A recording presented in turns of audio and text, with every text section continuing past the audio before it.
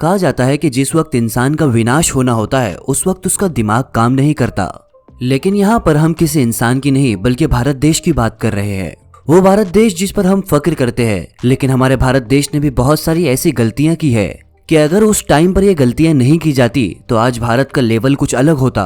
और इन्हीं में भारत की सबसे बड़ी गलती थी वैज्ञानिक नंबी नारायण को समझने की। देशद्रोही कहते हुए इन्हें जेल में डाल दिया और जब तक वो जेल से निकले उस वक्त तक भारत के हालात बहुत ही खराब हो चुके थे। तो दोस्तों, क्या थी भारत की ये गलती और कौन थे नंबी नारायण जिनकी वजह से भारत 15 साल टेक्नोलॉजी में पीछे चला गया।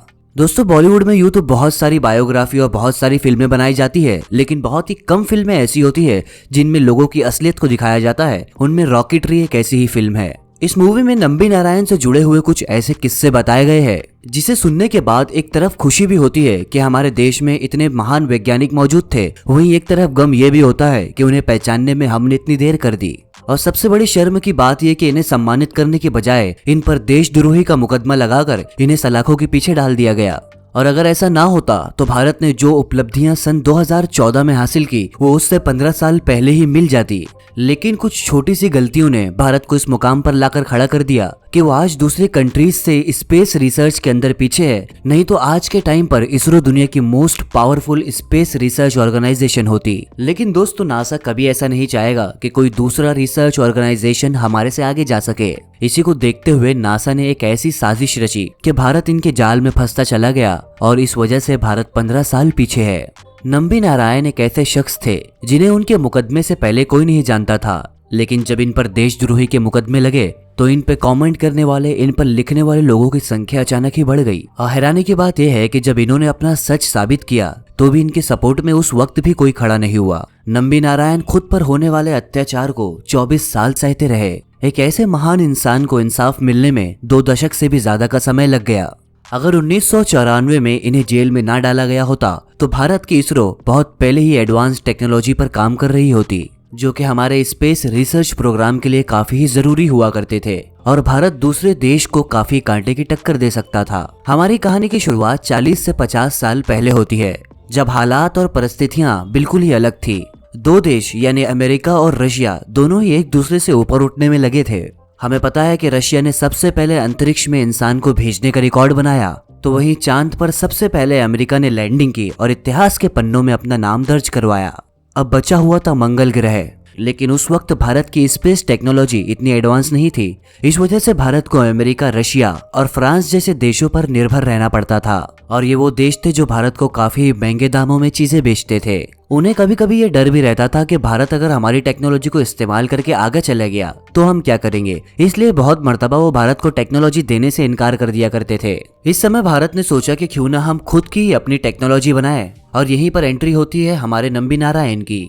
नंबी नारायण का जन्म 12 दिसंबर 1941 को तमिलनाडु के एक छोटे से गांव में होता है। नंबी नारायण के पिता नारियल का कारोबार करते थे और इनकी माँ हाउसवाइफ थी। स्कूल के दिनों से ही वो पढ़ाई में बहुत ही तेज थे और वो स्कूल में हमेशा टॉप किया करते थे। इसके बाद उन्होंने इंजीनियरिंग की और एक चीनी मिल में काम करने लगे। मगर ये वो जगह थी जहाँ उनका दिल नहीं लगता था। उनका दिल तो रॉकेट्स के पीछे होता था। उनकी मुलाकात 1966 के दौरान विक्रम साराभाई से हुई। ये उस समय इसरो के चेयरपर्सन हुआ करते थे। उस वक्त नंबी नारायण रॉकेट के लिए पे लोड इंडिकेटर का काम कर रहे थे। साराभाई का ऐसा कहना था कि इसरो में काम करने वाले पर्सन क्वालिफाइड होने चाहिए, इसलिए नंबी नारायण ने आगे एमटेक भी किया। साराभाई के प्रयास से नंबी नारायण को इसरो की फेलोशिप भी मिल गई। यहीं से उन्होंने केमिकल रिपल्शन में मास्टर्स की डिग्री भी हासिल की और ये डिग्री उन्होंने 10 महीने के अंदर ही हासिल की, जो कि एक बहुत बड़ा रिकॉर्ड है। नंबी की सफलता को देखते हुए नासा ने उन्हें अपने इधर काम करने का मौका दिया। नंबी नारायण को अपने देश से काफी प्यार था और वो अपने देश के लिए कुछ करना चाहते थे। इस वजह से उन्होंने नासा के इस ऑफर को ठुकरा दिया और देश में रहकर ही काम करने का सोचा। 1970 के दशक में नंबी ने फ्यूल रॉकेट की शुरुआत की और साथ ही वो भविष्य के लिए ऐसी ऐसी नई टेक्नोलॉजी पर काम कर रहे थे जो कि इंडिया को काफी आगे ले जा सकती थी।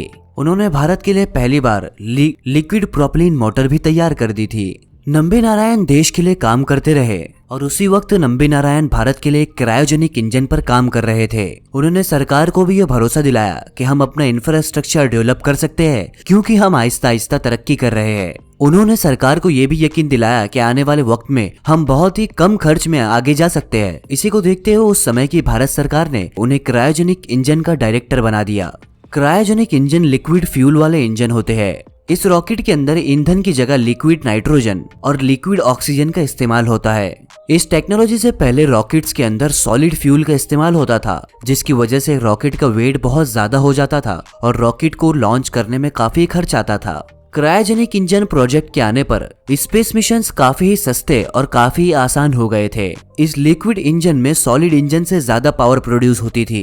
अमेरिका और रशिया ऐसे देश थे जो इस प्रोजेक्ट पर पहले ही काम कर चुके थे, लेकिन हमारे इंडिया में अभी भी इस पर काम किया जा रहा था। हालात को देखते हुए लोग ऐसा कह रहे थे कि भारत बहुत ही जल्द इस टेक्नोलॉजी में कामयाब हो जाएगा। जहां पर भारतीय लोगों के अंदर खुशी की लहर थी, वहीं अमेरिका और रशिया जैसे देश के अंदर खलबली मची हुई थी। दोनों ही देश को ये डर था कि अगर भारत ने इस टेक्नोलॉजी में महारत हासिल कर ली तो हम भारत को अपनी टेक्नोलॉजी बेच नहीं सकते और ना ही हम अच्छे पैसे कमा सकते हैं। और यही ऐसी टेक्नोलॉजी थी कि भारत दुनिया में उनको भी टक्कर दे सकता है। इसी को देखते हुए उन्होंने एक ऐसा जाल बनाया जिसका भारी खामियाजा भारत को भुगतना पड़ा। साल 1994 में अक्टूबर के महीने में केरला पुलिस ने केरला के तिरुवनंतपुरम से मालदीव्स की रशीदा मरियम नाम की एक लेडी को गिरफ्तार किया। इसकी गिरफ्तारी के वक्त इसके पास से इसरो के कुछ रॉकेट्स के डिजाइन मिले। इसके बाद इल्जाम लगाया गया कि मरियम इंडियन क्रायोजेनिक इंजन के रॉकेट के डिजाइन को पाकिस्तान को बेचने वाली थी।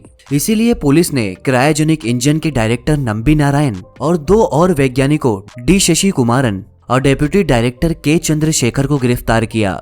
इसके अलावा रशिया स्पेस एजेंसी के भारतीय प्रतिनिधि SK शर्मा के साथ साथ मरियम की दोस्त फौजिया हसन को भी गिरफ्तार किया गया। इन सभी के ऊपर भारत की खुफिया जानकारी को पाकिस्तान को बेचने के आरोप लगे थे। गिरफ्तार की हुई महिलाओं का ऐसा कहना था कि उन्होंने भारतीय वैज्ञानिकों को हनी ट्रैप में फंसाकर ये मैप्स हासिल किए थे। इसके बाद इंटेलिजेंस ब्यूरो ने नंबी नारायण से पूछताछ शुरू की। नंबी नारायण ने सभी बातों से काफी साफ इनकार किया और पुलिस को ये बताया कि ये सभी उनके खिलाफ होने वाली साजिश है ताकि भारत अपने मिशन में कामयाब न हो सके। उस समय किसी ने भी नंबी नारायण की बात नहीं सुनी। पुलिस और मीडिया ने नंबी नारायण को देशद्रोही घोषित कर दिया। भारत का हर एक आदमी नंबी नारायण के ऊपर उंगलियां उठा रहा था, लेकिन सच्चाई सबसे छुपी हुई थी। हैरानी की बात है कि ये सभी इंसिडेंट उस वक्त हो रहा था जब नंबी नारायण क्रायोजेनिक इंजन बनाने की सफलता के एकदम करीब थे। अगर ये प्रोजेक्ट सफल होता तो भारत के हालात कुछ और होते। भारत का काफी पैसा बचाया जा सकता था, जिसे देश के विकास के दूसरे कामों में इस्तेमाल किया जा सकता था। और इसी नंबी नारायण की गिरफ्तारी से भारत की इसरो काफी दशक पीछे चली गई। जो काम 1999 में होने वाला था, उसी काम को होने में 15 साल लगे। नंबी नारायण अपनी बेगुनाही का सबूत दे रहे थे, लेकिन पुलिस कुछ भी सुनने को तैयार नहीं थी। उन्हें घर से उठाकर 50 दिनों तक जेल में रखा गया। अगले 2 सालों तक अलग अलग इन्वेस्टिगेशन एजेंसीज द्वारा उन्हें टॉर्चर किया गया।